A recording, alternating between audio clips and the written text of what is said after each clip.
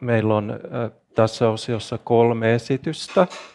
Ensin Tero Salmeen puhuu aiheesta EPUB-kirjat saavutettaviksi, mikä muuttuu e-kirjan toteuttajan näkökulmasta. Teron esitys on nauhoitettu etukäteen, mutta hän tulee olemaan täällä linjoilla esityksensä jälkeen vastaamassa kysymyksiin. Tämän jälkeen julkaisuasiantuntija Leena Rautjärvi puhuu samasta aiheesta kustantajan näkökulmasta. Ja viimeinen esitys on mun oma. Mä puhun EPUB-kirjojen laadun tarkistuksesta. Eli eiköhän aloiteta Teron puheenvuorolla. Tervehdys kaikille. Mä oon Tero Salmeen. Mä kerron teille tänään, mikä muuttuu sähkökirjan tekijän näkökulmasta, kun tehdään saavutettavia sähkökirjoja. Jotkut varmaan mut tuntee, mutta kaikki ei vielä. Mä oon tehnyt sähkökirjoja vuodesta 2009 asti, eli ihan liian kauan. Mennään sitten itse asiaan. Eli mä kerron teille eka vähän näistä uusista työvaiheista, mitä on tullut, ja sitten vähän noista työkaluista sen jälkeen. Eli yksi tämmöinen iso suuri muutos niin on kuvien tekstivastineet, eli kuville pitäisi keksiä jonkinlainen tekstivastine, jos sitten se kuvan kuvateksti ei ole tarpeeksi riittävä, ja sitten joillekin kuvituskuville ei välttämättä myöskään tarvitse keksiä mitään tekstivastinetta, mutta muuten kuvia pitäisi selittää vähän tarkemmin auki sellaisille, jotka ei sitä kuvaa pysty näkemään. No sitten tämä vaikuttaa ihan siihen koko kirjan työnkulkuun alusta asti, että varmaan jo siellä niin kuin kirjailija ja toimittaja pitää sitten keksiä ne tekstivastineet niille kuville, ja sitten ne sitten lisätään jossain vaiheessa, mikä nyt koetaan parhaimmaksi, että periaatteessa niitä ei tarvita siihen painettuun kirjaan, mutta ne kuitenkin voisi jo esimerkiksi lisätä siinä vaiheessa kuitenkin, että ne on jo sitten valmiina siellä, kun aletaan tekemään sitä sähkökirjaa. Ne pystyy myös tekemään vasta siinä vaiheessa, kun sähkökirjaa aletaan tekemään, mutta silloin pitää myös sitten miettiä, että mikä on hyvä toimitustapa sitten näille kuvien tekstivastineille. Et esimerkiksi InDesignissa niin pystyy kuvalle laittamaan sen tekstivastineen jo valmiiksi, eli se sitten säilyy siellä mukana jo painetun kirjan taitossa, ja sitten kun siitä tehdään sähkökirja, niin se on jo valmiina siellä. Eli sen pystyy lisäämään jo sinne InDesigniin, mutta että missä vaiheessa se sinne kannattaa lisätä, niin se on sitten jokaisen itse mietittävä, että mikä on se paras ratkaisu siihen. No sitten toinen, yksi uusi ja kirjasta riippuen aika työläskin työvaihe, niin on kielten merkitseminen. Että yleensähän kirjassa on se yksi pääkieli, mutta sitten sen lisäksi niin siellä voi olla muita vieraskielisiä sanoja tai lausahduksia tai kokonaisia ihan kappaleitakin. Ja ehkä joissain kirjoissa on kokonaisia lukujakin toisella kielellä. Mutta kuitenkin, että yleensä on se yksi pääkieli kirjassa. InDesignissa niin on valmiiksi tuki jo noin 50 kielelle, mutta sieltä esimerkiksi puuttuu latina, mitä kuitenkin näkee aika paljon kirjoissa esiintyvän. Et sitten vaikka se tuki sieltä InDesignista puuttuu, niin ei se ole mikään ongelma, että kyllä sitten kaikki maailman kielet pystyy kuitenkin merkitsemään sinne, mutta se on vaan hyvä tiedostaa, että InDesign ei osaa kaikkia kieliä sitten ihan automaattisesti sinne valmiiksi jo lisätä. No sitten tämäkin, että missä vaiheessa ne kielet pitäisi merkata, niin se on varmaan jossain siellä hyvin kirjan tuotannon niin kuin alkupäässä. Eli kirjailijalla ja toimittajalla on se paras tieto siitä kirjan sisällöstä.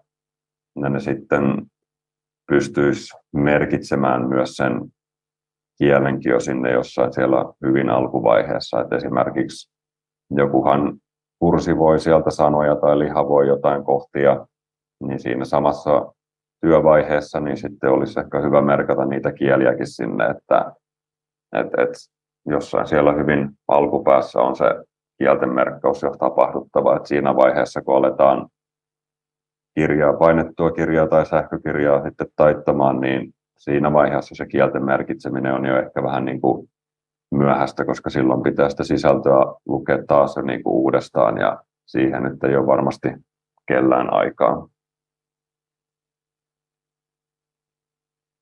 No sitten on tämä semantiikka, eli nyt näihin saavutettaviin sähkökirjoihin, niin sen sähkökirjan rakenteeseen on kiinnitettävä enemmän huomiota ja se sisältö pitää jäsentää paremmin, että siellä pitää erotella niitä eri tekstejä ja osioita paremmin toisistaan.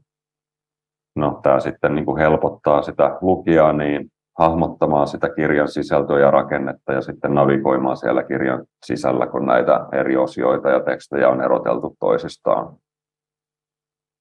Ja tämä tarkoittaa sitä, että niitä HTML-elementtejä eli tageja niin pitää sitten käyttää oikein. Ja tässä on nyt sitten yksi hyvin yksinkertainen esimerkki, että tuossa on otsikko ja sen alla leipätekstiä, niin tämän voi merkitä väärin, mikä on tuossa ylemmässä koodiesimerkissä, että siinä otsikko on merkitty kappaletagillä ja samoin tuo leipäteksti, ne on molemmat merkitty samanlaisella kappaletagillä, niin nyt sitten se avustava teknologia ei tiedä, että missä on otsikko, vaikka tuo otsikko näyttää otsikolta, mutta sitä ei ole kuitenkaan merkattu otsikoksi, niin tuossa sitten alemmassa koodiesimerkissä se on merkitty H1-tagillä, mikä on sitten otsikkotagi, niin nyt se avustava teknologia sitten tietää, että aha, okei, tässä on otsikko, ja sitten sen jälkeen tulee leipätekstiä.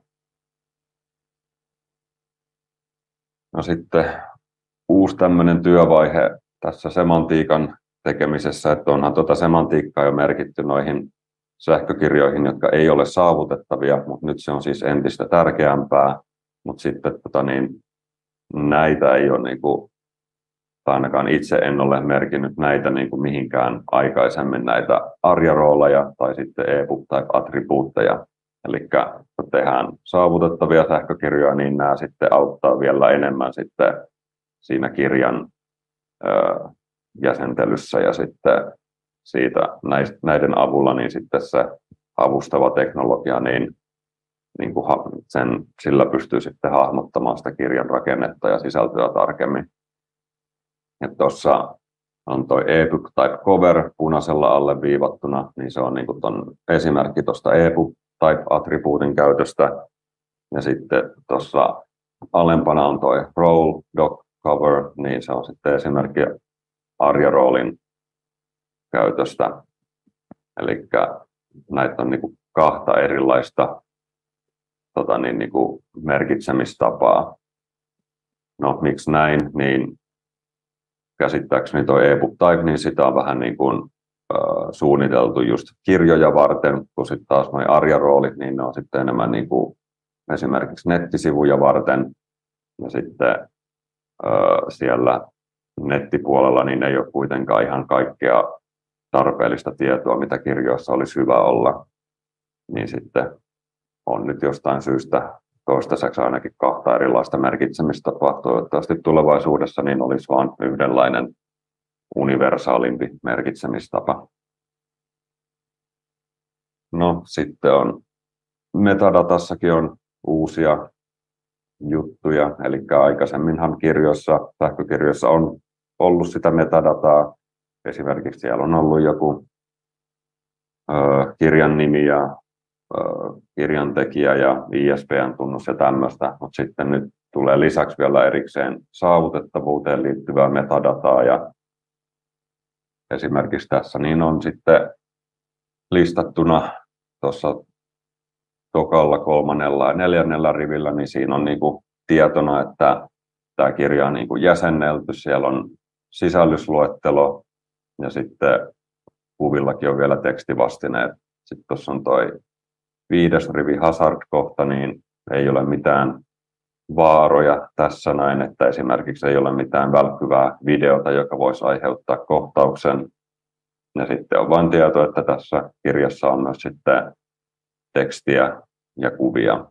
Ja sitten toi eka rivi, missä on toi tiivistelmä, niin se on semmoinen niin kuin vapaamuotoinen kenttä, johon voi kirjoittaa vähän niin kuin, vapaamuotoisesti, että mitä siellä sähkökirjassa on niin kuin saavutettavuuteen liittyviä asioita. Eli tuo esimerkkiteksti niin ei nyt sano varmasti juuri kenellekään lukijalle yhtään mitään, että siihen olisi ehkä parempi kirjoittaa vapaamuotoisemmin, vaikka että tämä sähkökirja sisältää sisällysluettelon ja kirjan rakenne on jäsennelty selkeästi, kuvista löytyvät tekstivastineet.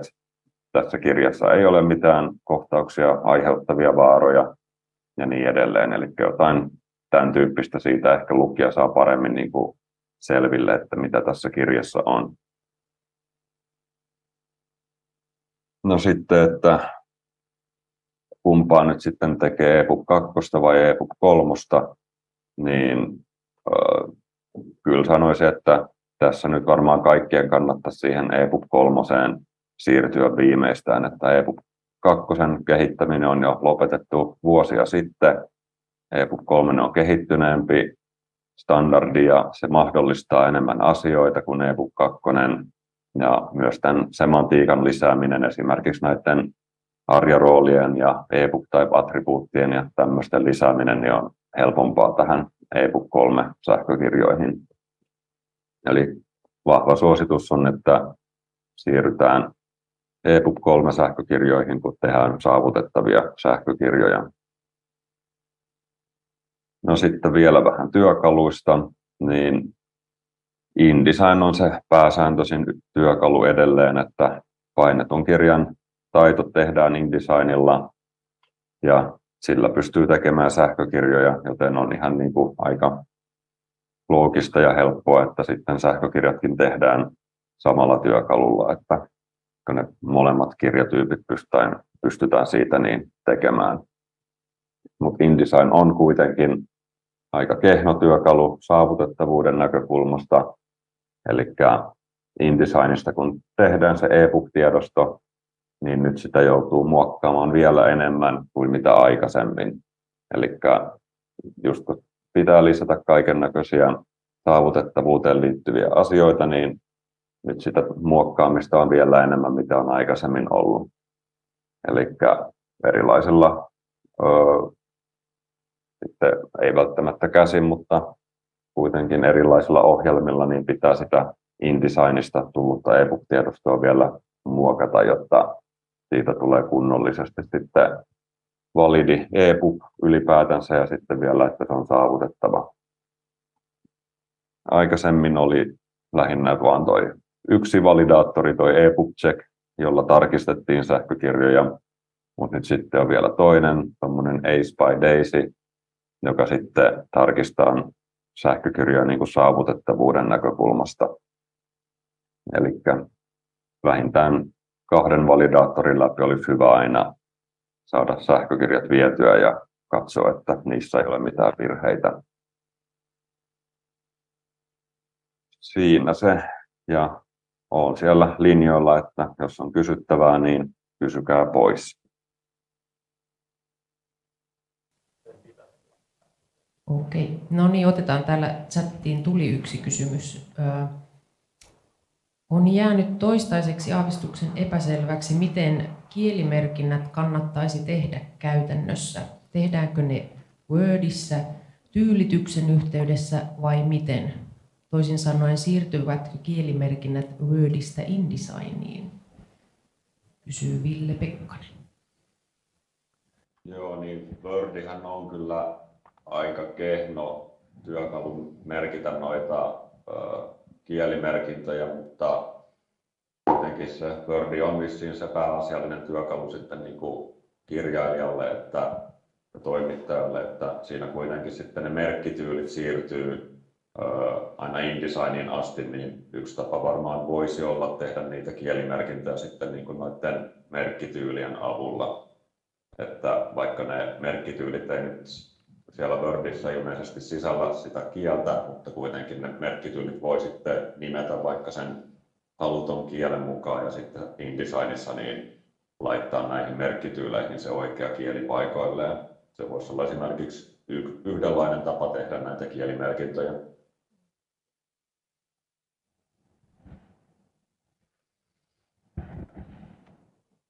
Ja näetkö sieltä chatista toisen kysymyksen? Joo. No periaatteessa ei niillä Niin kysymys kuuluu, että mä luen tänne. Ja pitääkö taittaessa InDesignilla jo tehdä jotain toisin kuin tähän mennessä, esim. Kappaletyylien nimeämisessä? No, siellä InDesignissa tosiaan voi valita sen kielen, sen voi merkitä joko merkkityyliin tai kappaletyyliin, niin siinä mielessä niin kuin, joo, se nimeäminen niin on tärkeää, mutta kuitenkin niin kuin vapaamuotoista, että kunhan nyt ainakin itse ymmärtää, että missä kappaletyylissä on käytetty mitäkin kieltä, että sen mukaan nimeää niitä. Mutta joo, kielet pitäisi merkata siinä sitten InDesignissa viimeistään tai siinä kohtaa ja sitten merkkityylien ja kappaletyylien avulla laittaa ne kielet paikoilleen. Joo, moi vaan kaikille. Mä oon Leena Rautjärvi Helsinki University Pressistä.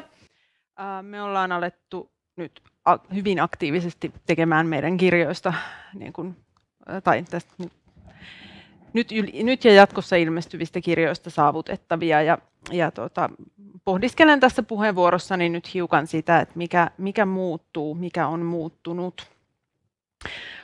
Ihan lyhyesti kerron meidän kustantamosta siitä syystä, että me ollaan, meidän toimintaympäristö on ehkä vähän erilainen kuin vaikkapa kaupallisten kustantajien. Eli me ollaan tämmöinen, nyt ei näy seuraava kakkosdia kokonaan, se voisi vaikka näkyä.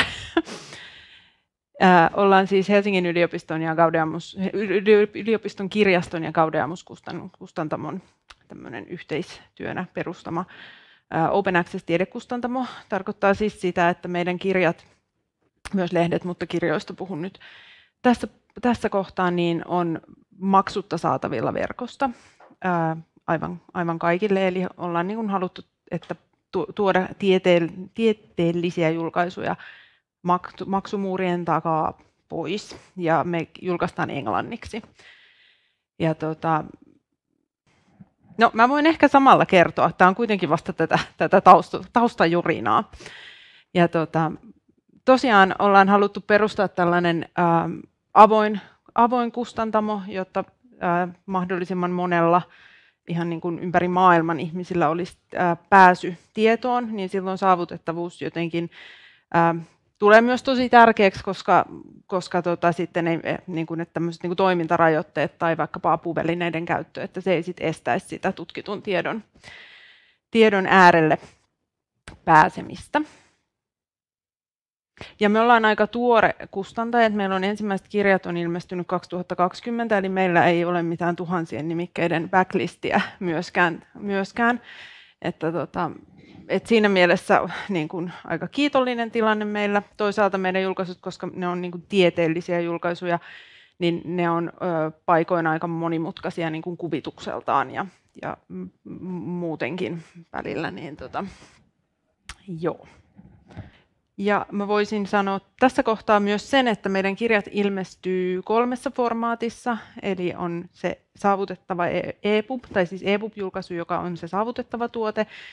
Lisäksi tulee niin kuin interaktiivisena PDF-nä, ja sitten meidän kirjat on saatavilla tarvepainatuksena niin kuin omakustannehintaan, eli tehdään myös sit niin kuin printtikirja, eli 3 versiota, ja meillä nämä kaikki versiot tuottaa sama henkilö. Meillä ei taiteta itse julkaisuja, että meillä on ulkopuolinen taittaja, mutta näissä 3 formaatissa sitten operoidaan.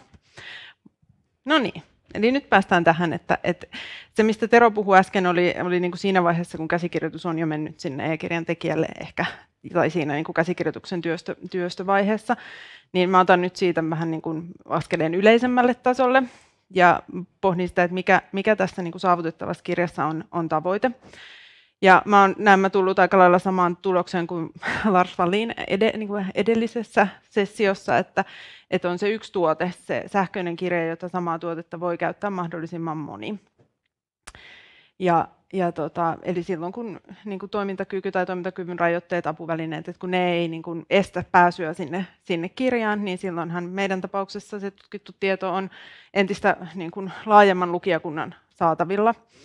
Ja sitten toisaalta on hyvä muistaa myös se, että meillä esimerkiksi se, että meidän kirjat ilmestyy EPUB:na, meillä ilmestyy myös selainversio siitä. Meillä on niin kuin, jokaisella kirjalla on aina oma sivu meidän kotisivuilla, jonne johtaa siis tämmöinen pysyvä DOI-tunniste, niin se selaimessa käytettävä toimii esimerkiksi matkapuhelimen näytöllä oikein hyvin. Että taannoin sain kiitosta eräältä professorilta, joka puheenvuoroa varten oli meidän kirjaa lukenut jossain joukkoliikenteessä puhelimella, ja se sanoi, että se on niin kuin tieteellisissä kirjoissa vielä vähän ehkä semmoinen marginaalisempi ilmiö. Ja se oli oikein niin kuin mukavaa palautetta ja hyvä muistutus siitä, että kun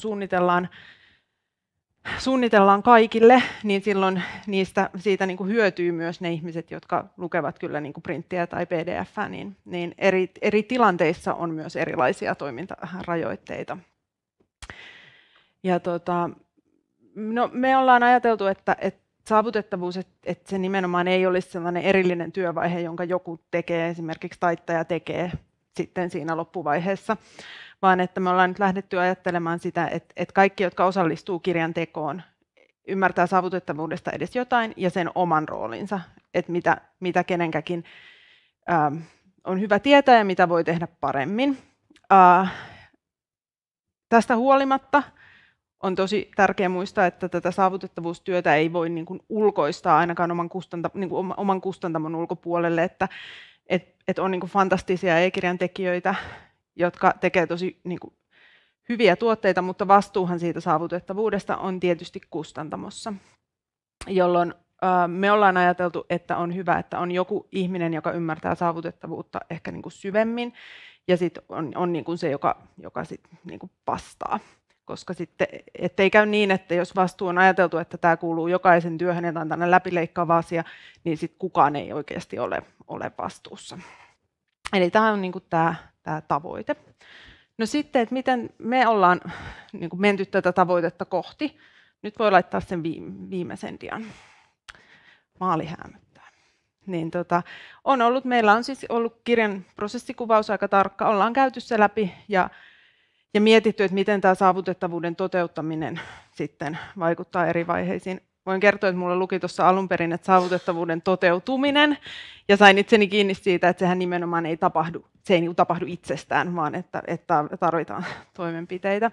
Ja jo ihan niin kuin sieltä niin kuin kirjoittajasta asti, että mitä meidän vaikkapa kirjoitusohje, mitä siellä sanotaan, millaisiin asioihin pyydetään kirjoittajaa kiinnittämään huomiota. Yleensä tämä liittyy just kuvitukseen, otsikointiin, niin kuin siihen, että otsikkotasoja ei ylitetä tai tällaista, ja että missä vaiheessa häntä ohjeistetaan. Et meille aika luonteva vaihe tässä on, tai että niin kuin viimeistään siinä vaiheessa, kun jos meillä on käsikirjoitus on vertaisarvioinnista valmistunut, tai vertaisarviointi on valmistunut ja on kirja hyväksytty meille julkaistavaksi, niin sit siinä samassa yhteydessä käydään se käsikirjoitus vielä niin kuin tällaisesta rakenteen puolesta läpi ja annetaan ohjeita, jotta sitten kun tekijä tai tekijät viimeistelevät käsikirjoitustaan, he voivat siinä kohtaa jo niin kuin alkaa miettiä tällaisia asioita. No tosiaan rakenne ja tämä kuvitusasia on aika niin kuin tieteellisessä julkaisemisessa kuvia on jos jonkinlaisia, että niitä täytyy katsoa, että jos aikaisemmin on katsottu sitä, että riittää painolaatu, että painolaatuisuus on tärkeää, niin nyt on aika paljon kaikkea muutakin, mihin kiinnitetään huomiota. Valokuvissa tietysti on se resoluutio, niille ei kauheasti muuta pysty tekemään, mutta kaikenlaiset piirroskuviot katsotaan, että onko se ylipäänsä hyvä tapa esittää, riittääkö kontrastit, skaalautuuko riittävästi, ja jos ei, niin sitten piirretään niitä tai piirrätetään uudestaan jollakulla ja mielellään vektorigrafiikaksi, jotta sitten se skaalautuu sieltä nätisti, vaikka sitä kuinka suurentaa. Samoin niin kuin kiinnitetään huomiota just niin kuin väreihin ja kontrasteihin ja tämmöiseen. Et se on myös se, ja et kenen hommaa se sitten on. Et meillä se on, me ollaan hyvin pieni kustantamo, niin me tehdään sitä itse, ja sitten graafikot varmasti voivat, että riippuen tietysti siitä, että mikä nyt missäkin talossa on tapa toimia. Ja sitten kun se kirja on valmis ja e-kirja tehty, niin onko niin kuin itsellä riittävää osaamista e-kirjan tarkistamiseen? Minun vastaukseni on, että meillä ei vielä ole, mutta se on niin kuin se yksi tärkeä asia, johon niin kuin pitää päästä, jotta tulee varmuus siihen, että jos me ollaan oikeasti itse vastuussa kirjojen saavutettavuudesta, niin sitten on tosi ehkä ainakin itselläni sellainen epävarma olo, että jos mä en oikeasti pysty niin kuin tarkistamaan sitä niin kuin metatietoja ja tämmöistä, että sitä osaamista, niin kuin aiemmin sanoin, että kun sitä, ei voi, niin kuin, sitä vastuuta ei voi ulkoistaa, niin sitä osaamista kannattaa hankkia omaan taloon. Mutta tämän lisäksi tämä mun viimeinen kommentti, että tämä ulkoinen saavutettavuusarviointi kannattaa teettää. Se on ihan tosi kullan arvoista, että vaikka nyt ei niin kuin joka ikistä kirjaa, niin ainakin siinä alkuvaiheessa, kun niitä tehdään, että mitä meidän kannattaa tehdä paremmin, mitä me tehdään jo hyvin. Ja me ollaan saatu tähän ihanasti Celialta apua, kun olemme tällainen varhain liikkeellä, niin on tullut esiin esimerkiksi, että validaattorit ei havaitse kaikkea, että InDesignilla kun on tehty, niin aika paljon jää sellaista niin kuin ihmisen tehtäväksi. Mutta tämä on tämä meidän ajatus siitä, että mikä meidän toiminnassa pitää muuttaa, miten meidän niin kuin toimintatavat muuttuu, jotta meidän kirjoista tulee saavutettavia. Kiitos. Onko teille kysyttävää? No, täältä chatista tulee ainakin yksi kysymys. Kuinka paljon e-kirjan tuotanto kautta taittokustannus on teillä noussut saavutettavuuden myötä? Se on hyvä kysymys. Minä en tiedä. Meidän kustannusjohtaja on täällä paikalla. Saako Leena sanoa?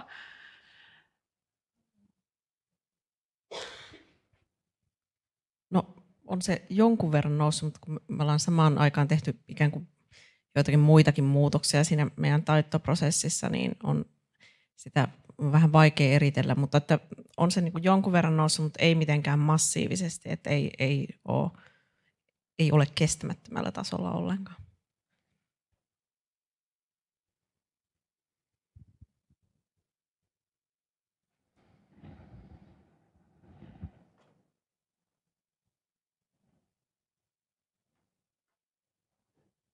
Ei taida olla muuta.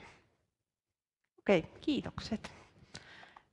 Ja onnea matkaan kaikille tähän.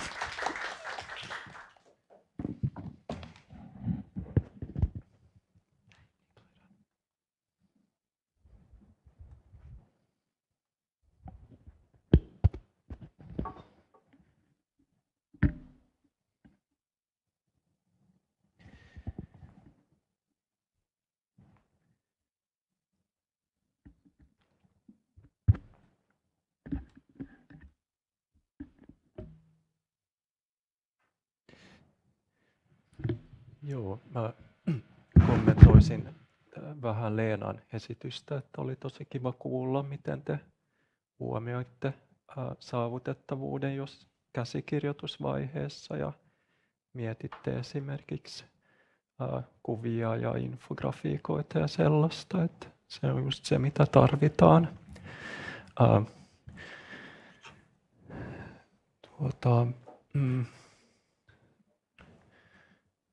Saadaanko me mun esitys tästä käyntiin?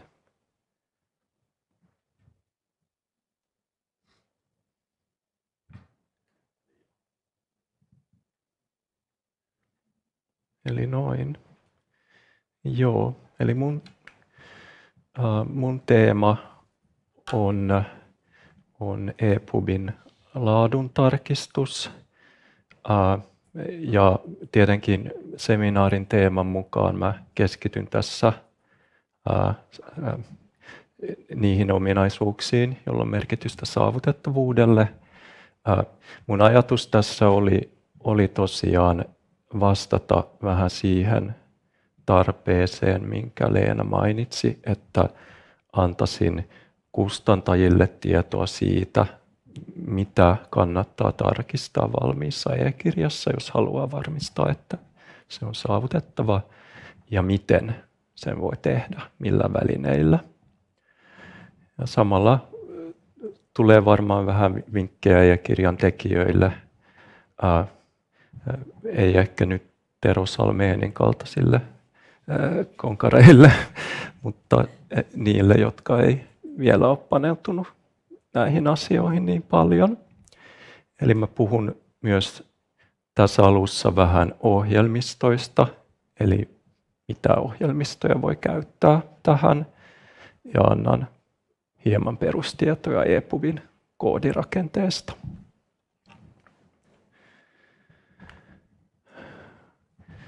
Tosiaan saavutettavuuden tarkistamiseen on olemassa ohjelmia, jotka tekevät automatisoituja tarkistuksia. Tero mainitsi jo pari sellaista ohjelmaa. Tällaiset ohjelmat on tosi hyvä lisä ja tuki ihmisen tekemälle tarkistukselle, mutta ne eivät korvaa sitä. Mun kokemuksen mukaan kaikkein vakavimmat saavutettavuutta koskevat puutteet tulee yleensä esiin manuaalisessa ihmisen tekemässä tarkistuksessa. No millä keinoin se tehdään? Ensinnäkin kirjaa voi tarkistaa lukuohjelmassa, mielellään useammassa, mutta koodin tutkimiseen tarvitaan muita ohjelmia, ja siihen voi mielellään käyttää jotain ePub-muokkausohjelmaa. Niitä voi kutsua myös koodieditoreiksi, sellaista, joka tukee ePub-formaattia. Ja ePubin koodia ei tosiaan ole vaikea ymmärtää. Sitä ei tarvitse pelätä. Niin tässä on kootusti laadun tarkistajan työkalupakki, eli on nämä tarkistusohjelmat. ePub-check on ohjelma, joka validoi kirjan, eli se tarkistaa, että kirja on ePub-standardin mukainen. Se on myös saatavilla graafisella käyttöliittymällä Pagina ePub Checker nimellä. Nämä on ihan ilmaisia ohjelmia, jotka voi ladata verkosta. ePub Check ei kuitenkaan tarkista saavutettavuutta. Siihen on olemassa oma ohjelma, jonka nimi on Ace by Daisy. Sen lisäksi käytetään lukuohjelmia. Niissä voi katsoa esimerkiksi navigointia, lukemisjärjestystä, linkkejä ja tekstimuotoilua. Koodieditorissa voi tutkia esimerkiksi metatietoja. Ruudunlukuohjelmassa tarkistamista mä en käsittele tänään. Se vaatisi ihan oman esityksensä, eikä se mun mielestä ole välttämätöntä kustantajan tehdä, koska jos e-kirja on kooditasolla hyvin tehty, niin se kyllä toimii ruudunlukuohjelmassakin. Sitten on myös olemassa värikontrastien tarkistustyökaluja. Eli tässä vähän tietoa Ace by Daisystä. Se on ilmainen ohjelma myös. Se tuottaa raportin e-kirjassa havaituista virheistä, mutta sitä voi käyttää myös manuaalisen tarkistuksen apuvälineenä. Eli siinä näkee omilla välilehdillä tai näkymissä kirjan metatiedot, sen sisällysluettelon ja otsikkorakenteen. Siinä näkee myös kuvat, niihin liitetyt alt-tekstit ja kuvatekstit. Kirsi Ylänne teki viime vuoden marraskuun seminaariin videon sen käytöstä, joka on vieläkin nähtävissä YouTubessa. Ehkä me saadaan chattiin linkki siihen videoon. Sitten on myös olemassa A-Smart-niminen ohjelma, joka on myös DAISY-konsortion kehittämä. Siihen voi ladata Ace by Daisyn tekemän raportin, ja sitten A-Smartia voi käyttää manuaalisen tarkistuksen tukena, eli se ohjaa tarkistuksen kulkua. Siitä voi tuottaa raportin, mutta se ei varsinaisesti tee mitään tarkistuksia, vaan ne on tehtävä itse.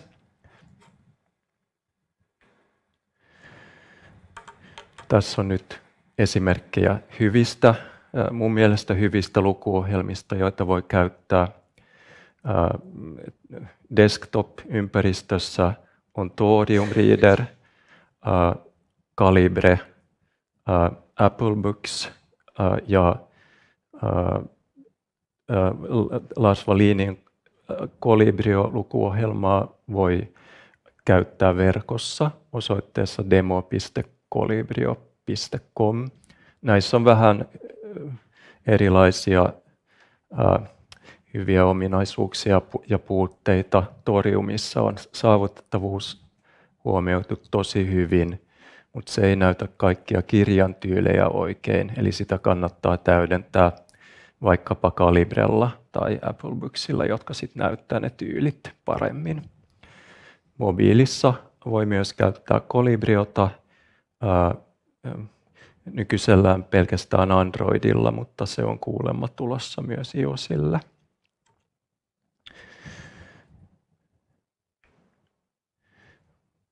Tässä on sitten muutama EPUB-muokkausohjelma, jolla pääsee tutkimaan koodia.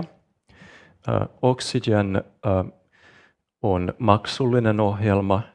Se on kaikkein paras ohjelma nimenomaan koodin editoimiseen.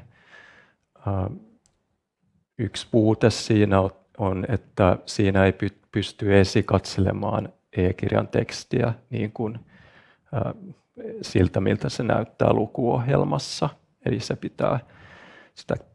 sen pariksi tarvitaan joku lukuohjelma sitten. Esimerkiksi Calibren lukuohjelma soveltuu Oxygenin pariksi hyvin.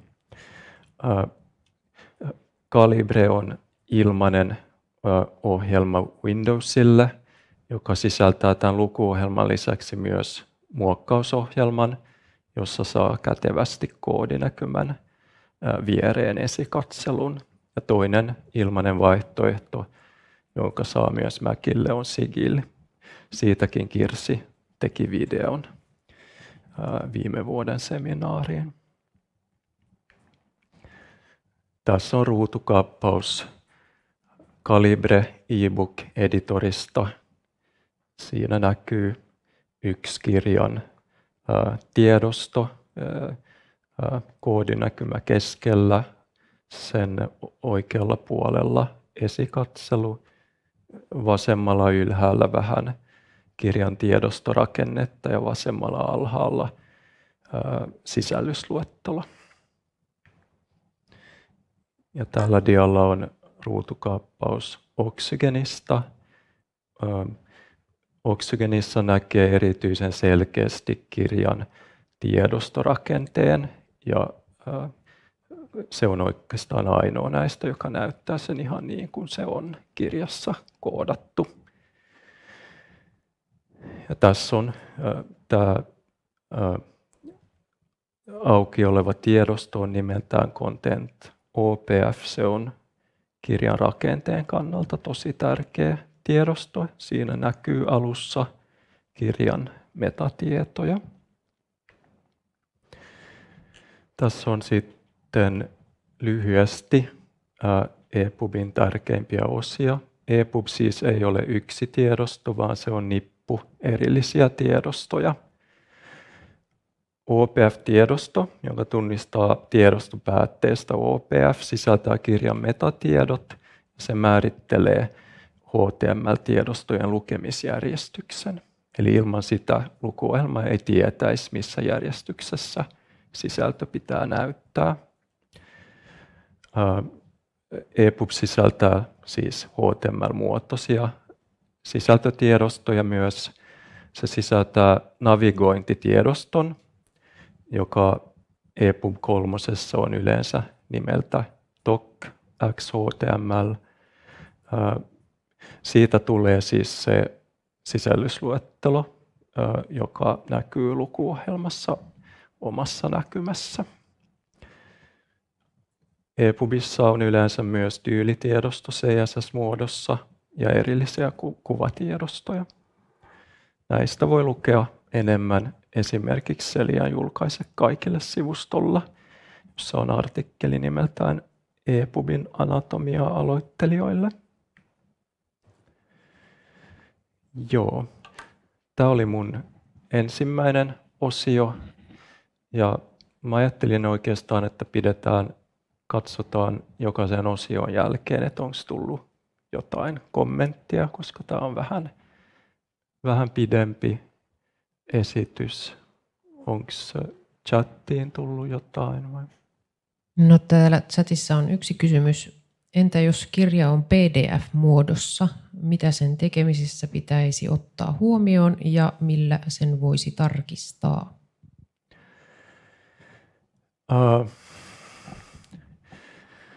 No se on aika laaja kysymys. Ja kun teema nyt on EPUB, niin mä en ehkä siihen voi kattavasti vastata. Eli PDF:n tarkistamiseen on omia tällaisia automaattisia työkaluja. On olemassa PAC, eli PAC, sanonko nyt oikein, niminen tarkistusohjelma, jolla voi tarkistaa, onko se tämän PDF UA-standardin mukainen. Ja sitten myös Acrobatissa on omat tarkistustoimintonsa. Muuten tavallaan yleisellä tasolla aika monet asiat, jotka pätee EPUBiin, pätee myös PDF:ään. Mutta PDF:ssä esimerkiksi tämä mahdollisuus semanttiseen merkkaukseen on paljon rajoitetumpi. Ja sitä on hieman hankala editoida jälkeenpäin, koska siinä voi käyttää vain Adobe Acrobatin työkaluja, kun taas EPUBia voi editoida ihan missä tahansa koodieditorissa. Ja siinä näkee sisällön ja sen koodirakenteen samanaikaisesti. Tämä nyt ihan lyhyesti. Ehkä jollain muulla on tähän kommenttia.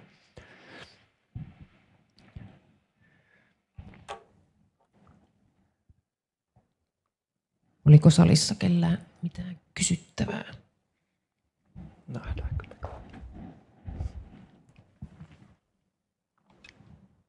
Ilmeisesti. Eli sitten mennään varsinaiseen pihviin, eli EPUBin tarkistamiseen. Ja tämä on nyt sellaista manuaalista tarkistamista, mistä mä puhun. Eli ensin puhutaan vähän siitä, mitä löytyy siitä OPF-tiedostosta ja vähän muista sekalaisista asioista. Eli jos menee koodieditorissa siihen OPF-tiedostoon, niin siitä voi nähdä, onko kirja EPUB 2 vai EPUB 3, jos se on epäselvää. Eli sieltä löytyy tällainen package-niminen XML-tagi, jossa on attribuutti version, ja EPUB 3 se on aina 3.0, EPUB 2 2.0. Tämä ihan riippumatta siitä, onko kirja tehty vaikka uusimman EPUB 3 tai EPUB 3.3 version mukaan.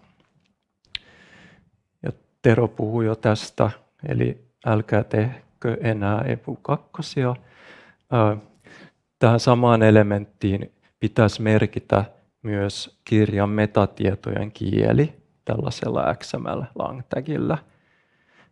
Käytännössä siis tämä on sama kuin kirjan pääkieli, koska jos kirja on vaikka suomeksi, niin sen otsikko lukee siinä metatiedoissa suomeksi. Tässä on nyt sitten vähän juttua metatiedoista. Tämä on oikeastaan sen B-kanavan tematiikkaa, jossa Kirsi puhuu enemmän tästä. Ja te voitte myös jälkeenpäin kuunnella tallenneen hänen esityksestä siitä. Eli mä käyn tätä läpi tosi nopeasti. Eli ne löytyy siitä samaisesta OPF-tiedostosta. Ne on suurelta osin Dublin Core-muotoisia. EPUBissa on 4 pakollista metatietokenttää, muun muassa teoksen nimi ja sen yksilöivä tunnus, joka on esimerkiksi ISBN. No mä mainitsen ne kaikki, eli siihen merkitään myös kirjan pääkieli ja sen viimeinen päivitysajankohta. Sitten on muita yleisesti käytettyjä suositeltavia kenttiä, kuten creator, tekijä, publisher, kustantaja. Laadun tarkistuksessa kannattaa kyllä vilkaista näitä, ja että ne on oikein eikä mitään oleellista puutu. Mutta sitten kustantajalla pitäisi ehkä myös olla jokin käytäntö siitä, että mitä kenttiä halutaan käytettävän, että se on itsestä kiinni. Samaan kohtaan voi ja kannattaa lisätä myös saavutettavuutta koskevia metatietoja. Kirsi puhuu siis näistä nimenomaan siinä B-kanavassa. Nämä ei ole EPUB-standardin mukaan pakollisia, mutta tämän EPUB Accessibility-ohjeistuksen mukaan on muutama pakollinen saavutettavuutta koskeva kenttä ja sen lisäksi pari vahvasti suositeltua. Eli jos nämä puuttuu, niin tulee herjaa Ace by Daysista. Siihen voi varautua. Ja näitä voi siis myös tutkia Ace by Daysissa ja niitä voi jopa editoida sen avulla, jos ei halua ihan käsin lisätä niitä. Me julkaistiin eilen artikkeli tai teksti tästä Julkaise kaikille -sivustolla. Sen nimi on Metatiedot e-kirjoissa. Se taitaa löytyä siellä käytännön ohjeita valikon alla. Ja sen lisäksi Daisy Accessible Publishing Knowledge Basesta löytyy paljon tietoa tästä. No näiden kirjan sisäisten metatietojen funktio on ennen kaikkea se, että lukuohjelmat voi näyttää näitä tietoja käyttäjälle ja ne voi tarjota myös mahdollisuuksia järjestää, suodattaa kirjoja näiden mukaan, mutta kaupallisiin jakelukanaviin metatiedot menee eri teitä, ennen kaikkea Onyx-metatietojen kautta, ja Onyxissa voi myös kertoa saavutettavuudesta.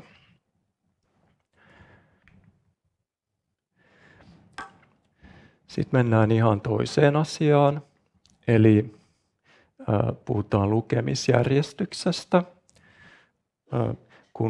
Kun e-kirja luodaan vaikkapa InDesign-tiedostosta, niin tietyt elementit, kuten kuvat ja tekstilaatikot, saattaa helposti joutua ihan väärään paikkaan. Eli muun muassa tästä syystä kannattaa lukuohjelmassa tarkistaa, että kirjan sisältö on oikeassa järjestyksessä.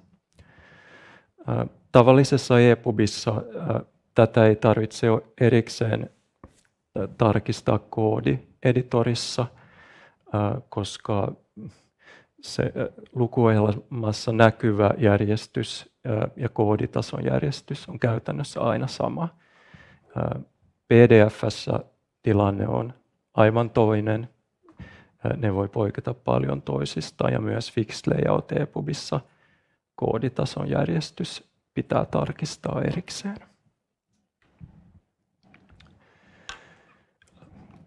Navigointi on osa saavutettavuutta, josta puhutaan myös laissa. Eli se kannattaa tarkistaa. Tärkeä osa navigointia on tietysti tämä sisällysluettelo, joka näytetään omassa näkymässään lukuohjelmassa. Se tulee siitä tietystä tiedostossa e-kirjassa. Sen voi tarkistaa lukuohjelmassa tai sitten Ace by Dazyn avulla. Mä näytän siitä kohta ruutukaappauksen. Siinä kannattaa tarkistaa, että se on tarpeeksi kattava. Periaatteessa jokaiseen e-kirjan HTML-tiedostoon, eli esimerkiksi lukuun, pitäisi olla vähintään yksi linkki sisällysluettelossa. Ja suositus on myös, että jos kirjassa käytetään väliotsikoita, niin ainakin ensimmäinen taso otetaan mukaan, vaikka se ei olisikaan mukana painetun kirjan sisällysluettelossa. Jos sisällysluettelossa on useampia tai on otettu mukaan useampia otsikkotasoja, sen pitäisi näkyä hierarkiana myös siinä sisällysluettelolistassa. Mä näytän tästä esimerkin. Eli tämä on Ace by Dazyn raportin Outlines-niminen näkymä, jossa vasemmalla näkyy sisällysluettelo ja sen hierarkia näytetään tässä tosi selkeästi sisännyksenä. Ja oikealla näkyy kirjan semanttiset otsikkotagit. Ja tässä voi vertailla niitä. Eli tässä näkyy, että ne vastaa hyvin toisiaan. Yksi pointti navigoinnista on myös se, että nämä semanttiset merkkaukset, johon mä tuun kohta, niin ruudunlukejan käyttäjälle ne on tosi tärkeä osa kirjan navigoitavuutta. Eli ruudunlukuohjelmassa käyttäjä voi hypätä otsikosta toiseen, listasta toiseen, taulukosta toiseen. Ja ruudunlukijat voi myös tuottaa listauksia vaikkapa kaikista linkeistä tiedostossa, kaikista taulukoista, josta käyttäjä voi sitten siirtyä suoraan johonkin. Eli siksi myös semanttinen merkkaus on tärkeää.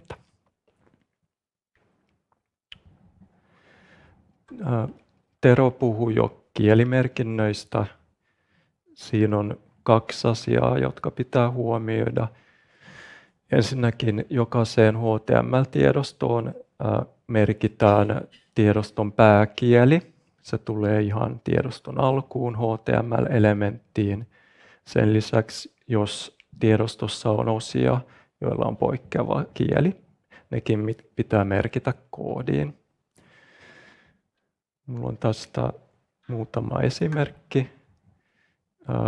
Tässä ensimmäisessä esimerkissä on pitkä useamman kappaleen sitaatti. Siinä kieli on merkitty P-tagiin. Sen olisi voinut merkitä myös block quote-tagiin, jota on tässä käytetty. Toisessa esimerkissä vain osa kappaleesta on poikkeavalla kielellä, eli saksaksi. Se on merkitty span-tagiin tässä. Ja viimeinen esimerkki on InDesignin tuottamaa väärää kielimerkkausta, jota valitettavasti esiintyy. Eli tässä on osa suomenkielistä virkettä merkitty arabiana. Eli tämä osienkielinen merkkaaminen perustuu tosiaan tiettyyn WCAG-kriteeriin. Se tekee poikkeuksen erisnimille, eli henkilöiden nimiä tai paikan nimiä ei tarvitse merkata. Tämä kriteeri on vähän hankala, koska esimerkiksi tietokirjoissa voi olla tosi paljon kielenvaihtelua, termejä, sitaatteja, viitteitä eri kielillä. Ja jos kaikki nämä merkitsee hyvin tarkasti, työn määrä voi olla aika kohtuuton. Eli mun mielestä ja muiden selialaisten mielestä tätä voi jotenkin kohtuullistaa ja vetää rajan vaikkapa virketasoon tai vähintään kappaletasoon ja jättää yksittäiset sanat merkkaamatta.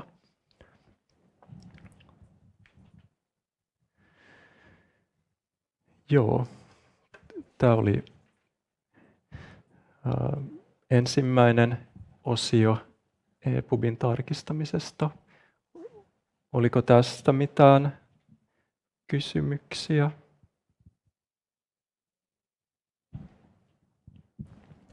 Onko täällä salissa kenelläkään mitään?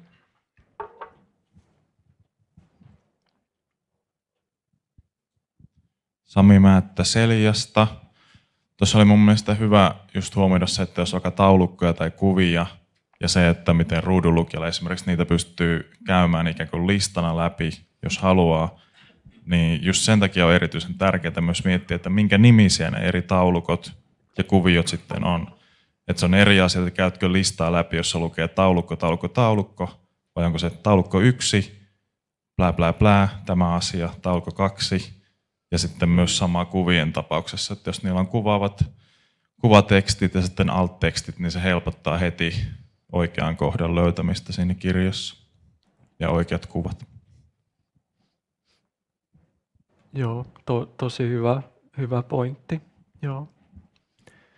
Mä tuun kohta just esimerkiksi siihen taulukoiden nimeämiseen, että miten se tehdään. Jos ei ollut muita kysymyksiä tai kommentteja. No niin... täällä on yleisiä kommentteja vaan siihen, että pitää aina huomioida myös se, että jakelukanavat tukee sitten näitä e-kirjojen kaikkea toiminnallisuuksia ja formaatteja ja metatietoja ja muita. Eli että täytyy käydä keskustelua sitten aina jakelukanavan kanssa. Ja sitten toinen kommentti oli tuohon aikaisempaan kustannustason nousukeskusteluun, että työmäärä kylläkin on taitossa kasvanut, että saavutettavuuden myötä paljonkin ja että kustannukset ovat kommentoijan mukaan ainakin langenneet suurelta osin freelancereiden maksettavaksi omalla työllään. Joo. Niin, en tiedä mitä sanoisin tuohon. Joo, tiedän itse, mä oon itse tehnyt e-kirjoja ja kyllä nämä asiat tuottaa työtä, mutta mitä aikaisemmin ne huomioidaan työn kuluissa, niin sitä helpommalla yleensä pääsee. Et jos ihan viimeisenä tulee ajatelleeksi, että pitäisi merkata kaikenlaista semantiikkaa, niin tilanne on hankala. Niin, ja sitten ehkä siihen toiseen kommenttiin, että jos tekee asioita, esimerkiksi semanttista merkkausta nyt ihan tiukasti EPUB ja HTML-standardin mukaan, niin kyllä se toimii myös jakelukanavissa. Että ehkä ne ei näytä ihan kaikkea, mutta ei se ainakaan estä kirjan niin kuin jakelua missään. Joo, sitten on tämä semanttinen merkkaus. No, mä menen nyt suoraan otsikoihin, josta on jo puhuttu. Tämä on varmaan se kaikkein tutuin semanttinen elementti. No mitä siinä kannattaa tarkistaa? No ensinnäkin, että kaikki otsikot on merkattu oikeilla otsikkotunnisteilla. Ja onko otsikkohierarkia looginen, se pitää alkaa H1, ei mielellään hypitä tasojen yli. Yksi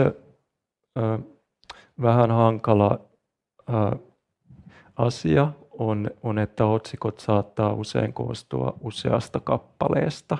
Voi lukea esimerkiksi luku 1, sitten tulee luvun otsikko omalla rivillä, sitten voi tulla jopa alaotsikko omalla rivillä. Ja näissä pitäisi huomioida se, että ei toisteta otsikkotageja, eli ei toisteta vaikka sitä H1-elementtiä, eikä myöskään käytetä alemman tason otsikkoja tällaisiin alaotsikoiden merkitsemiseen, vaan ne alemman tason otsikot on sitten väliotsikkoja varten. No, mä en nyt tässä ehdi käydä läpi ihan tarkalleen, miten nämä pitää merkitä, mutta alaotsikot merkitään suosituksen mukaan ihan P-elementillä, johon voi laittaa sopivan semanttisen attribuutin, ja jos on tällainen luku 1 ja sitten otsikko, niin suositus on, että ne laitetaan siihen H1-tagiin, ja osat voi erottaa tyylillisesti laittamalla ne span-elementteihin, joilla on omat luokat. Ja siihen väliin voi myös laittaa rivinvaihdon, eli line break tagin BR. Tästäkin voi lukea enemmän DAISY Accessible Publishing Knowledge Basestä. Tässä on sitten muutama esimerkki otsikkomerkkauksen virheistä ja siitä, mitä Ace by Daisy löytää ja mitä se ei löydä. Eli jos tehdään näin, eli merkitään luvun otsikko H1 ja ensimmäinen väliotsikko taso H3, niin sitten Ace by Daisy löytää virheen. Eli se on best practice-virhe, ei kaikkein vakavimman tyypin virhe. Tässä toisessa esimerkissä luvun otsikko on H2 ja väliotsikko H1, eli hierarkia on pielessä. Se ei huomaa mitään. Ja tämä kolmas esimerkki on samanlainen kuin se, minkä Tero esitti, eli ei käytetä oikeita otsikkotunnisteita, vaan P-elementtejä, ja se ei löydä tätäkään virhettä. Eli tämä on esimerkki siitä, miten vaikeaa näille tarkistusohjelmille on löytää semanttisen merkkauksen virheitä, koska ne ei yksinkertaisesti tiedä,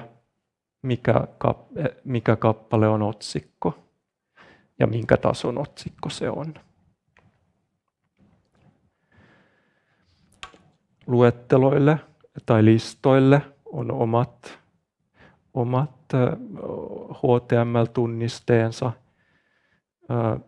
Tässä on diassa vasemmalla UL, eli järjestämätön luettelo, jolla on 2 tasoa. Ja sitten se näkyy tällaisena pallolistana lukuohjelmassa, jos ei tyyleillä määritellä muuta. Ja jos tämä olisi tehty järjestettynä luettelona, eli OL, se olisi voinut näyttää tämän oikeanpuoleisen esimerkin kaltaiselta. Jos kuvalla on kuvateksti, kuvateksti pitäisi laittaa Fig Caption-elementtiin. Ja silloin kun tätä käytetään, sekä kuva että kuvateksti laitetaan Figure-tagiin.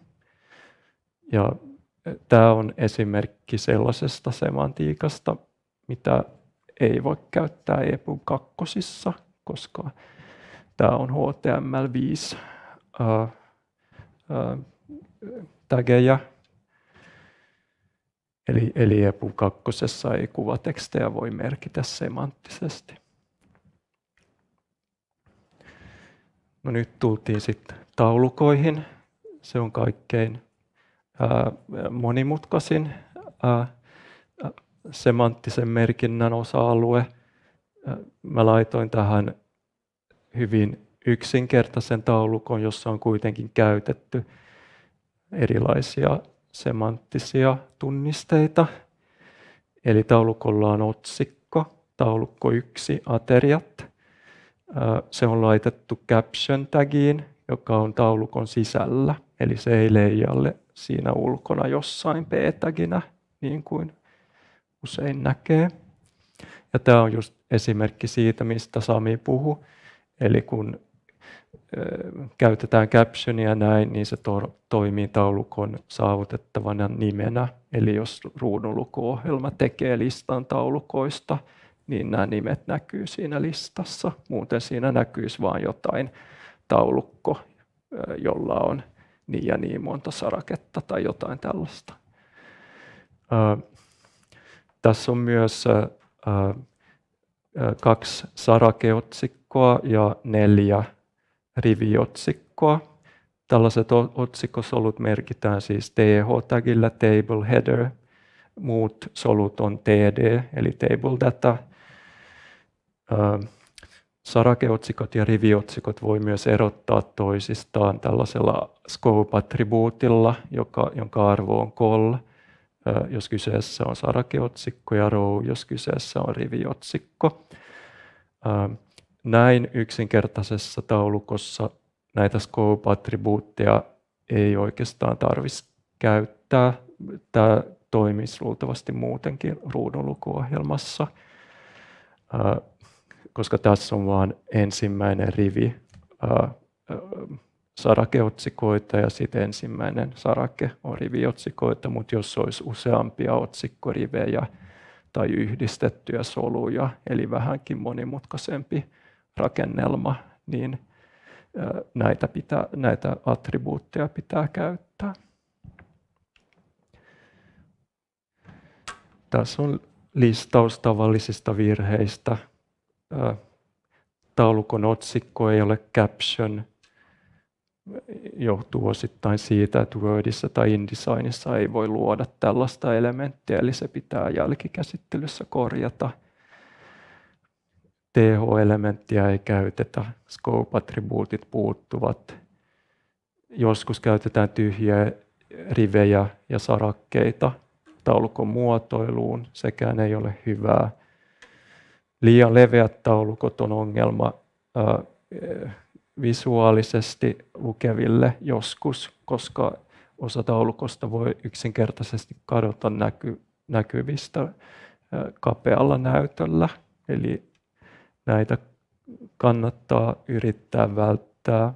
Ja jos sellainen kuitenkin on ja huomaa, että se ei näy kokonaan, niin sit voi tehdä niin kuin mä oon tässä kirjoittanut, että laittaa sen diviin ja lisätään tyyleillä vaakasuora vierityspalkki, mutta eihän tämä nyt ole kaikkein paras ratkaisu myöskään käytettävyyden kannalta. Pitkille sitaateille on oma block quote-tunniste, jota myös kannattaa käyttää. Sitä mä en kommentoi tässä enemmän. Linkit merkitään A-tagillä. E-kirjaan tulee helposti virheitä jotka linkeissä, eli A-tagi saattaa yksinkertaisesti puuttua paikassa, missä sen pitäisi olla. Tai tämä href-attribuutti, joka määrittää linkin kohteen, on virheellinen. Se voi johtua siitä, että se on taitossa jaettu riveille vaikka laittamalla siihen rivin vaihtomerkki tai sanaväli. Silloin se saattaa hajota. Sitten kirjan sisäisistä linkityksistä, no niistä jo vähän puhuttiin Mian esityksessä, eli jos on viitteitä, ne pitää linkittää, eli viitenumerotekstissä on linkki viitetekstiin ja viitetekstistä pääsee takaisin viitenumeroon. Toinen esimerkki elementistä, jossa linkitystä tarvitaan, on kuvalähdeluettelo, jossa sivunumeroilla viitataan kuviin. Eli siinä sivunumerot kannattaisi linkittää, jotta e-kirjan lukija tietää, mistä kuvasta on kyse. Joo. Tämä oli oikeastaan kaikki, mitä mulla oli semanttisesta merkkauksesta. Olisiko siitä jotain?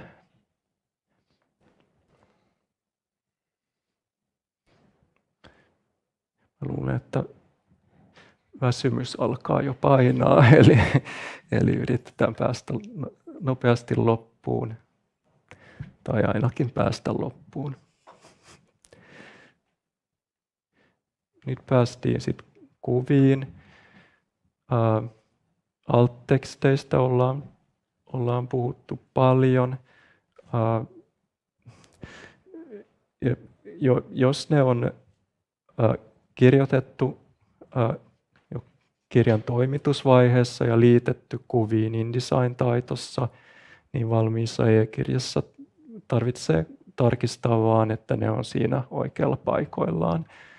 Tämän voi tehdä joko koodieditorissa tai sitten siihen voi hyödyntää Ace by Daisyä, jossa on tällainen kiva näkymä, jossa näkee kuvan vasemmalla ja heti sen oikealla puolella näkyy alt-teksti. Ja jos kuvalla olisi kuvateksti, joka on merkattu Fig Captionilla, niin sekin näkyisi tässä toiseksi viimeisessä sarakkeessa. Sitten joskus on ongelmia tämän kanssa, että tekstiä esitetään kuvana, eli älkää muuttako nimiösivua kuvaksi. No, te ymmärrätte, että taulukoita ei pidä muuttaa kuviksi. Paljon tekstiä sisältävät kaaviot tai infografiikat on haastavia. Eli pidemmät tekstit kannattaa erottaa kuvasta jo toimitusvaiheessa. Muuten voi tulla sellainen tilanne, että pitää kirjoittaa tosi pitkiä tekstivastineita. Kuviin kohdistuu myös laatuvaatimuksia, erityisesti tietoa visualisoiviin kuviin. Eli värikontrastit pitää olla kohdillaan. Tietoa ei saisi välittää pelkästään värien avulla. Näistä voi lukea lisää esimerkiksi Julkaise kaikille -sivustolta. Nämä on sellaisia asioita, jotka kannattaa laittaa kuntoon jo aikaisemmin, eli osana toimitusvaihetta ja graafista tuotantoa, niin kuin Leenakin jo puhui.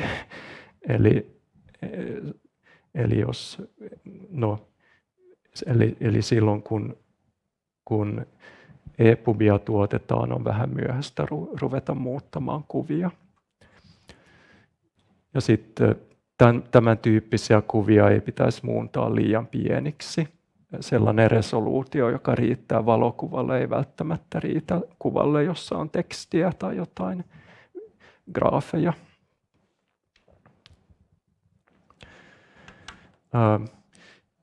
Sitten tullaan tekstin ulkoasuun eli tyyleihin. Täällä tuli yksi kuviin liittyvä kysymys. Joo. Miten tarkkoja kuvien alt-tekstien pitää olla?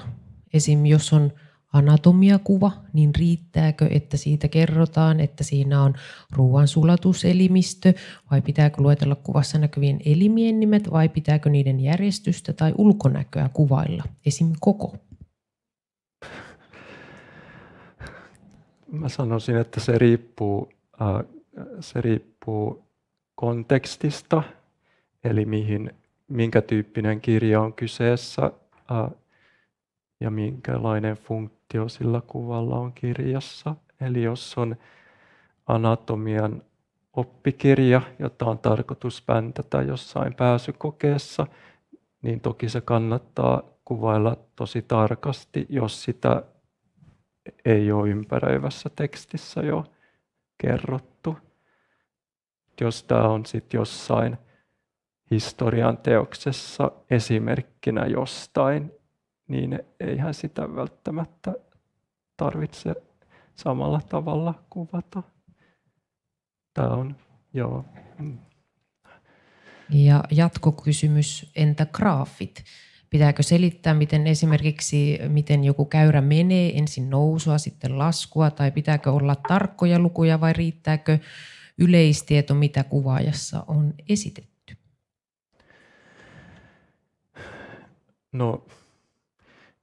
No yleistieto siitä, mitä siinä esitetään, voi riittää, jos sama asia kerrotaan ympäröivässä tekstissä tai sen graafin pääasiallinen sisältö. Yleensä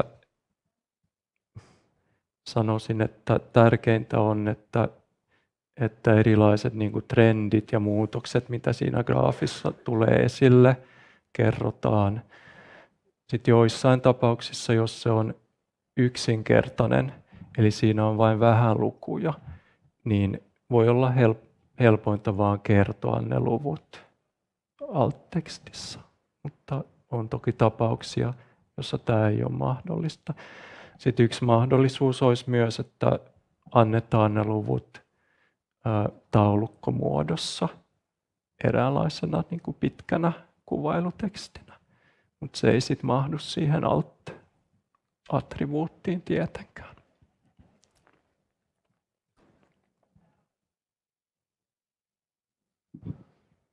Tuli vaan jatkokommentti, että on kovin suuri työ kyllä selittää anatomiakuva oppikirjassa, järjestys ja toisiinsa liittyminen ja kaikki näin. Mutta sitten kysymys, että miten pitkä se on se alt-attribuutti? Eli niin. No, yleissääntö olisi, että se pidetään mielellään aika lyhyenä, korkeintaan ehkä muutama virke siihen alt-attribuuttiin, ja jos tarvitaan tällaisia pitkiä selityksiä, ne laitettaisiin niin sanottuna pitkänä kuvailutekstinä, eli se laitetaan sitten ihan näkyvänä tekstinä siihen e-kirjaan, ja siihen on myös omat tapansa merkitä se. Joo. Mutta mitään merkkimäärärajaa ei. No siihen ei ole olemassa mitään merkkimäärärajaa. Oikeastaan ei ole. Mutta silloin kun se on pitkä, niin se käyttökokemus ruudunlukuohjelmassa on vähän huono, koska se ohjelma toistaa aina sen sanan kuva tai grafiikka säännöllisin väliajoin, ja se on vähän häiritsevää.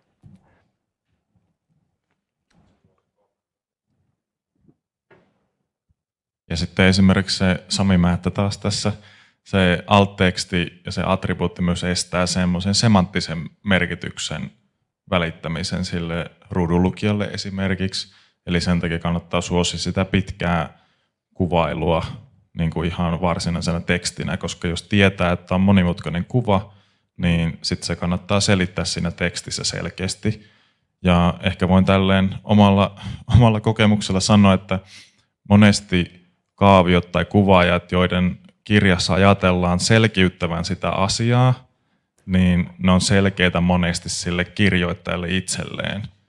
Joten kyllä me omassa työssä törmään aika paljon siihen, että se kuva pitää selittää sitten kunnolla, koska muuten sitä informaatiota ei välttämättä välity.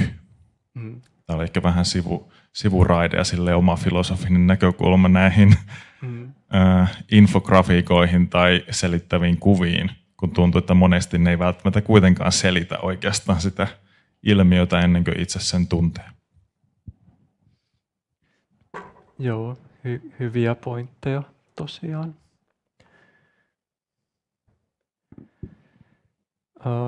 No mä jatkan, niin päästään loppuun. Eli näitä tyylejä kannattaa myös vähän tutkia, vaikka joskus ajatellaan, että se miltä teksti näyttää, että sillä ei ole saavutettavuuden kannalta mitään merkitystä. Mutta saavutettavuus ei koske vaan ruudunlukijoiden käyttäjiä, vaan se koskee myös esimerkiksi heikkonäköisiä ja ihan meitä kaikkia.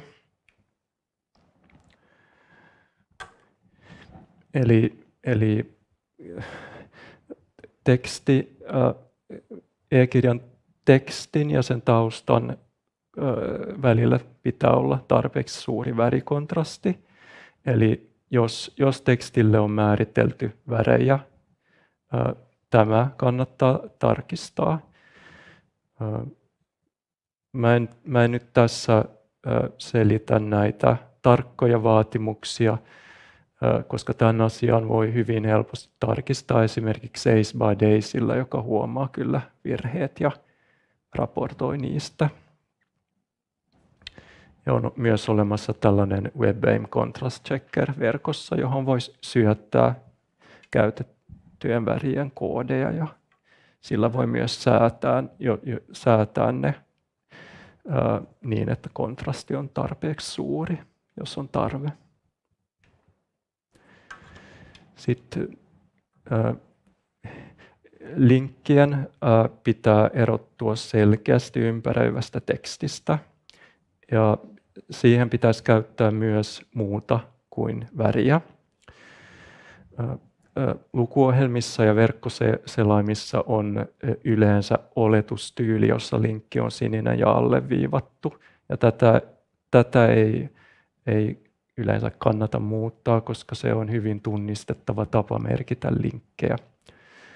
Tämän alleviivauksen voi ja kannattaa myös varmistaa laittamalla säännön tyylitiedoston, joka sanoo, että linkin on oltava alleviivattu, koska tietyt lukuohjelmat saattaa pudottaa sen pois. Muistaakseni Apple Booksin mobiiliversio tekee näin.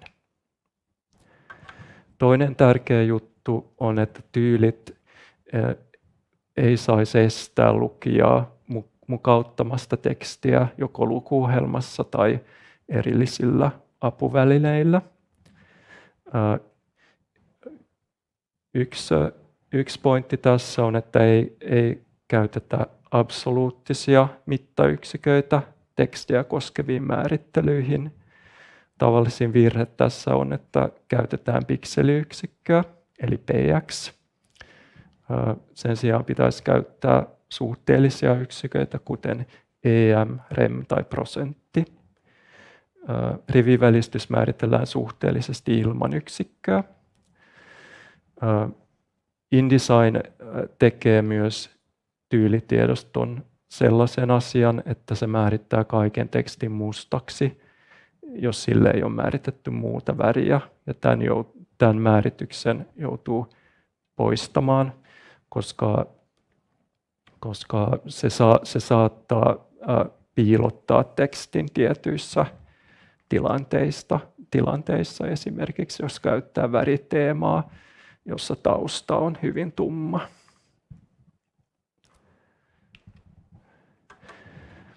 Myös tietyt kirjan typografiaan liittyvät asiat kannattaa määritellä niin, että se teksti on helposti luettavaa jo perusasetuksilla. Eli fontin kokoa tai rivivälistystä ei määritellä liian pieneksi tai suureksi. Hyvä käytäntö tässä on se, että leipiksen koko määritellään 1 em tai se jätetään kokonaan määrittämättä ja muut tekstityypit määritetään suhteessa tähän. EPUBissa leipäteksti kannattaa tasata vasemmalle, koska jos käytetään tasapalstaa, se johtaa liian epätasaisiin sanaväleihin. Tämä liittyy siihen, että lukuohjelmat ei yleensä tavuta tekstiä ja tasapalsta vaatii tavutusta. Tämä oli oikeastaan nyt lyhkäisyydessään, tai en tiedä oliko tämä lyhyt, mutta tämä oli mun esitys ja mulla on muutama slaidi tässä, jossa mä kertaan näitä asioita. Eli OPF-tiedostosta tarkistetaan metatiedot ja että metatietojen kieli on määritetty, tarkistetaan lukujärjestys, navigoinnin kattavuus ja hierarkia, kielimerkinnät eli tiedoston kieli ja osien kieli, semanttinen merkkaus eli katsotaan otsikoita, luetteloita, kuvatekstejä, taulukoita ja sitaatteja. Kuvista katsotaan, että alt-tekstit on paikallaan, että ei esitetä tekstiä kuvana turhaan, että värien käyttö on kohdallaan, kuvat tarpeeksi laadukkaita. Tyylien kohdalla tarkistetaan tekstin ja taustan kontrasti, että linkit erottuvat, että ei käytetä absoluuttisia mittayksiköitä ja että perustypografia on kunnossa, eli tekstin koko, rivivälistys ja tekstin tasaus.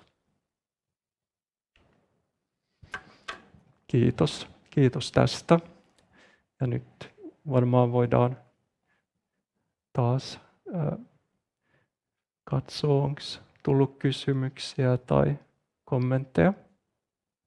Chatissa ei ole. Onko täällä? Kiitos. Leena Rautjärvi tässä. Useammassa kohdassa tuntuu aina tulevan esiin, että InDesign ei tee jotain hyvin tai InDesign tuottaa virheitä ja näin. Niin onko tiedossa, että onko niin kuin Adobella mitään suunnitelmaakaan näiden muuttamisesta, kun tuntuu, että nyt esimerkiksi tämän direktiivin myötä niin aika iso markkina-alue EU siirtyy tai tarpeet muuttuu, vai onko niin, että kun heillä on niin määräävä markkina-asema, että ne voi vaan viitata kintaalla tälle ja jatkaa niin kuin aina ennenkin? Joo, no siis Adobe on kyllä tavallaan niin kuin pyydetty ja painostettu. Ja nyt on yksi pieni ryhmä, DAISY-konsortion johtajan Richard Oomin johdolla on ottanut myös yhteyttä Adobeen ja saanut heihin keskusteluyhteyden. Eli heillä on nyt tavallaan käynnissä sellainen prosessi, jossa yritetään saada Adobe huomioimaan tiettyjä ongelmia, mutta tulosta tulee todella hitaasti. Eli nyt viimeisessä InDesignin päivityksessä taisi tulla korjaus yhteen näitä kielimerkkauksia koskevaan bugiin, jossa se siis laittoi näitä kielimerkkauksia ihan kaikkialle tiedostoon. Ja ollaan saatu InDesign laittamaan se tiedoston kieli oikeaan paikkaan, eli siihen HTML-elementtiin, mutta juuri muuta tulosta ei ole vielä tullut. Eli mä en ole hirveän toiveikas eikä kukaan muu ole.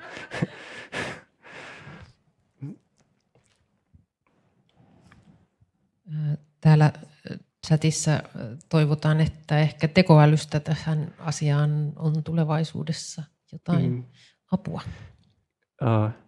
No mä oon itse ehkä miettinyt, että se kielimerkkaus on yksi juttu, jonka tekoäly voisi varmaan jo tehdä.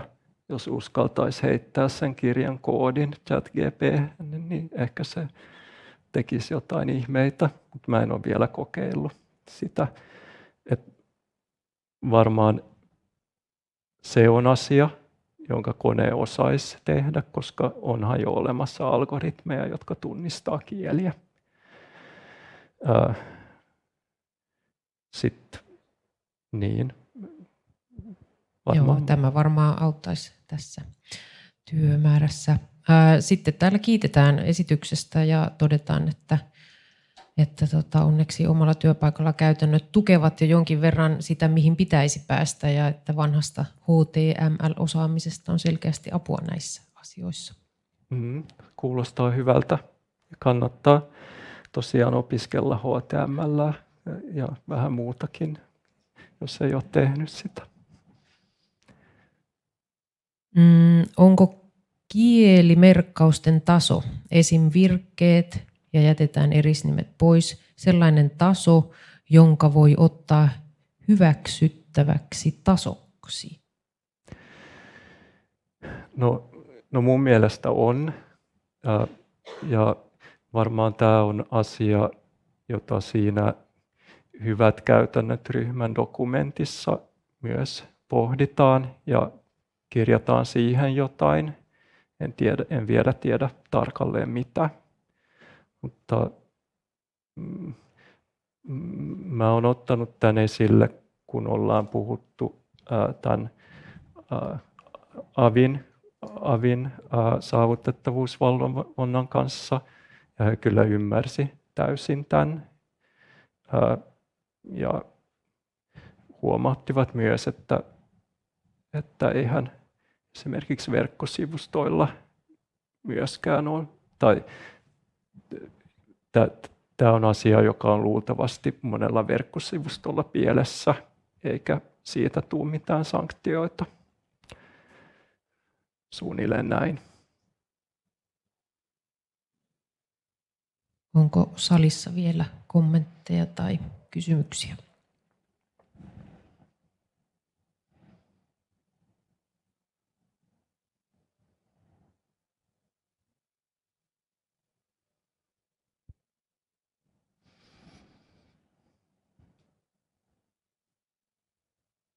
Eipä taida olla. No, sitten mä kiitän teitä kaikkia, että jaksoitte kuulla myös tämän viimeisen esityksen. Ja, joo, palataan ehkä ensi syksynä tai ensi vuoden syksynä sitten.